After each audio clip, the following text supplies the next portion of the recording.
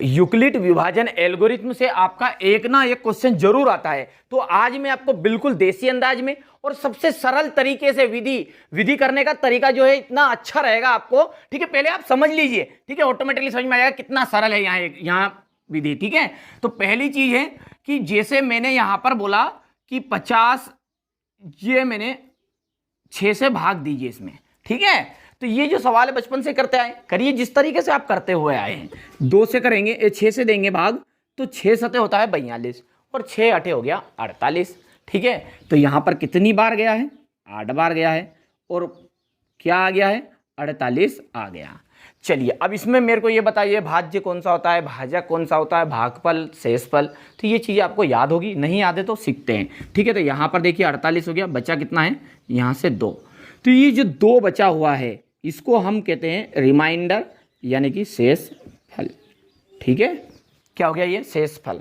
भागफल, भागफल का मतलब क्या होता है, फल जो हमने फसल बोई उसके बाद में हमें जो फल प्राप्त हुआ तो हमने यहां पर भाग दिया और जो हमें फल मिला, तो फल क्या मिला है, 8 मिला है। तो इसलिए ये क्या बन गया आपका, भागफल, ठीक है। जो जिसका हम भाग देते हैं उसे कहते हैं भाजक, चल भाग जा, ठीक है, उसको कहेंगे भाजक। अब ये अंदर जो है वो हो गया भाज्य।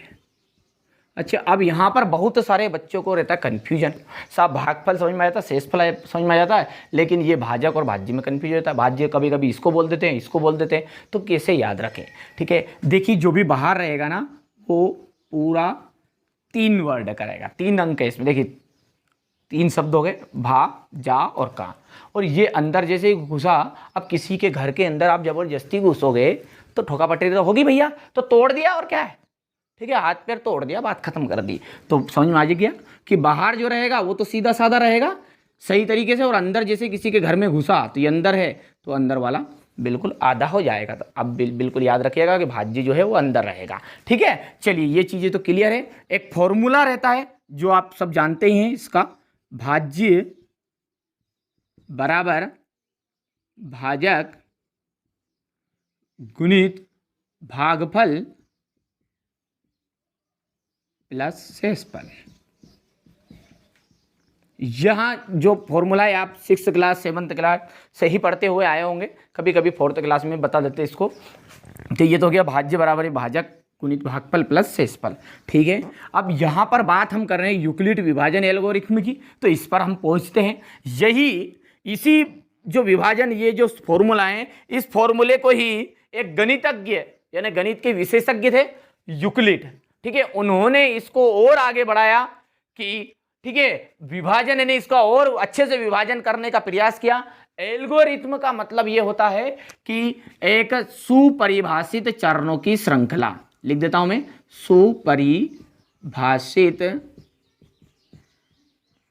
चरणों की श्रृंखला, ठीक है। अब ये सुपरिभाषित चरण क्या होते हैं, अच्छे से परिभाषित चरण, यानी कि ये जो हम स्टेप करेंगे ना इसके आगे से, ठीक है, इसको बिल्कुल नियम से विरुद्ध ना जाते हुए एक नियम के अकॉर्डिंग करेंगे तो उसे कहते हैं एक सुपरिभाषित चरण, ठीक है। एक वर्ड और आता है प्रमेयिका।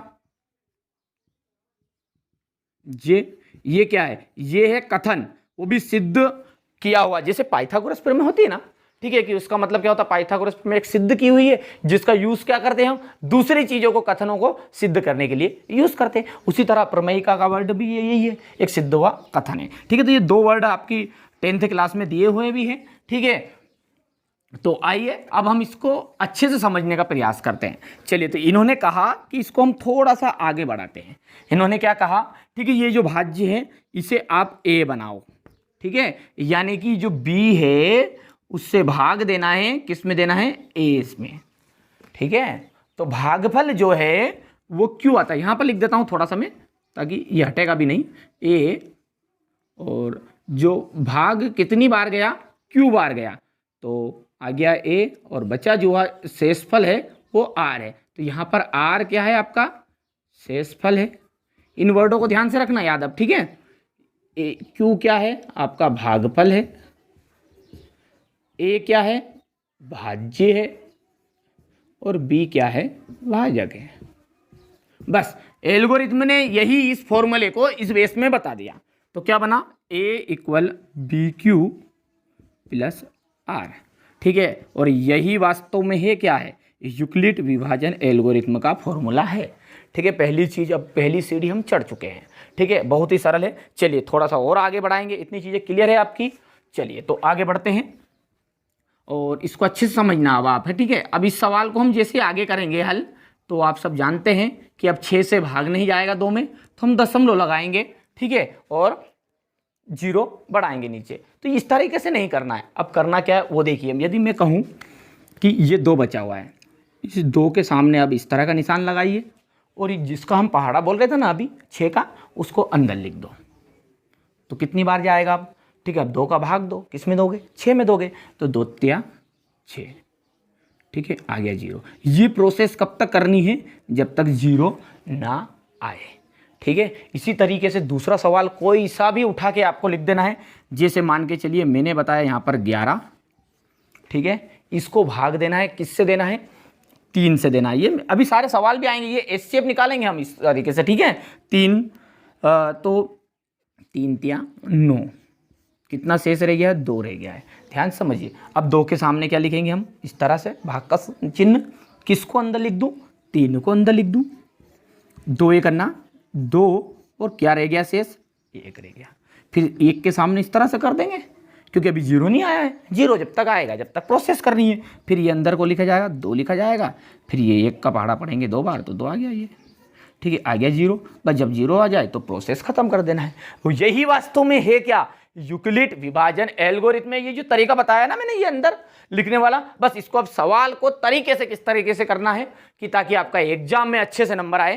ठीक है, तो एक सवाल हम लेंगे, फॉर्मूला याद रखना है, A बराबरी पे BQ + R। ठीक है, चलिए थोड़ा सा मिटा देते हैं। चलिए, तो यहां पर मैंने एक सवाल लिख दिया है, 135 और 225 का आपको एचसीएफ ज्ञात करना है यूक्लिड विभाजन एल्गोरिथम का प्रयोग करके। अब तरीके से आपको किस तरह से करना है वो ध्यान से समझिएगा। सबसे पहली स्टेप आपके यहां पर लिख देना आप हल। ठीक है, कौन बड़ा है इसमें ये बताइए। तो यहां पर जो बड़ा है वो 225 बड़ा हुआ है। ठीक है, और बड़ा है किससे, 135 से। आप सब जानते हैं इसका मतलब होता है ग्रेटर देन। ठीक है, और इस जो ये इधर वाला हिस्सा होता है इसको बोलते हैं लेस देन, यानी कि छोटा, और जिस तरफ उसका मुंह फटा हुआ रहेगा ना, ठीक है, वो रहेगा बड़ा।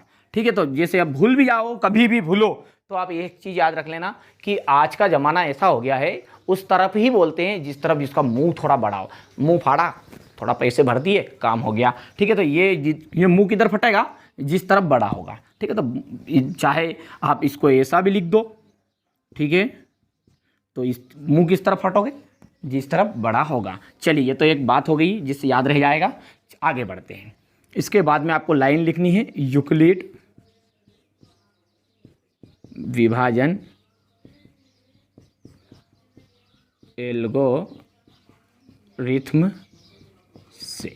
ठीक है, और आपका जो आपका जो सवाल है, ठीक है, वो फॉर्मूला क्या है आपका, A = BQ + R।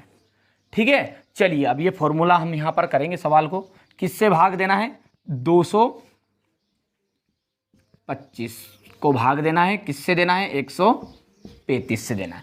बोलिए पहाड़ा, 135 से करना है 135, और इसको दुगना करेंगे तो 200 और 70 हो जाएगा ये, तो ये ऊपर हो जाएगा, इसलिए एक बार भाग दिया और आया क्या है आपका 135 आया है।